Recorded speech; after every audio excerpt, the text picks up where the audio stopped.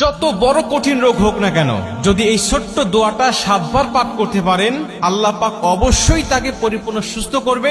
যদি তার হায়াত থাকে, যদি তার হায়াত থাকে, মৃত্যুর সময় যদি না এসে থাকে, তাহলে আল্লাহ অবশ্যই এই দোয়ার বরকতে তাকে সুস্থ করবে। নবীজি সাল্লাল্লাহু আলাইহি ওয়াসাল্লাম নিজে যখন কোনো অসুস্থ ব্যক্তির খবর পেতেন, তিনি ছুটে চলে যেতেন এবং এই দোয়াটা পাঠ করতেন।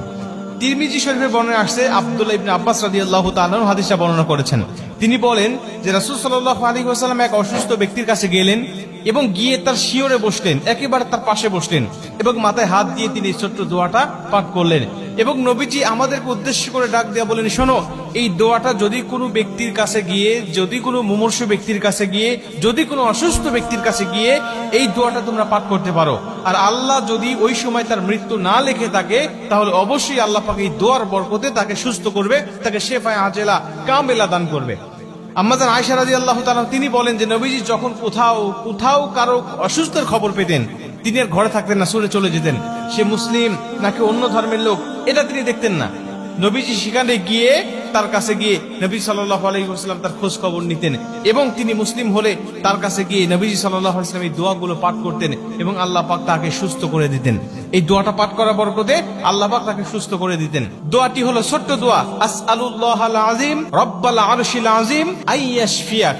এই ছোট্ট দোয়া, আসআলুল্লাহাল আযীম রব্বাল আরশিল আযীম আইয়াশফিয়াক, এই ছোট্ট দোয়াটা আপনারা মুখস্থ করে নেবেন। প্রয়োজনে যারা ইউটিউবে ফেসবুকে দেখবেন, তারা আপনারা বারবার এটা শুনে অথবা নিজের টাইম লাইনে শেয়ার করে এটা বারবার শুনবেন এবং এটা মুখস্থ করে রাখবেন এবং অন্য মানুষগুলোকে শোনার সুযোগ করে দিবেন। এই ছোট্ট দোয়াটা আপনি যে কোনো মুমূর্ষু ব্যক্তির কাছে গিয়ে আপনি দোয়াটা পাঠ করবেন। অথবা অনেক মানুষ কিন্তু আমাদের কাছে দোয়া চায় যে আমি অসুস্থ আছি, একটু আমার জন্য দোয়া করেন। তখন আপনি দোয়াটা পাঠ করতে পারেন, আসআলুল্লাহাল আযীম রব্বাল আরশিল আযীম আইয়াশফিয়াক। এই ছোট্ট দোয়ার বরকতে আল্লাহ তাকেও সুস্থ করবে এবং আপনি যে রোগীর খোঁজ খবর নিতে গেলেন, এর বিনিময়ে আল্লাহ পাক আপনার জন্য কিছু ফেরেশতায় নিযুক্ত করে দিবে, শুধু আপনার মাগফিরাত কামনা করার জন্য। মুসলমান ভাইরা আমার, নবীজি সাল্লাল্লাহু আলাইহি ওয়াসাল্লাম বলেন, যখন কোনো ব্যক্তি মুমূর্ষু ব্যক্তির খোঁজ খবর নেওয়ার জন্য যায়, যদি সকালবেলা যায়, আল্লাহ পাক তার জন্য একদল ফেরেশতা নিযুক্ত করে রেখে দেয়।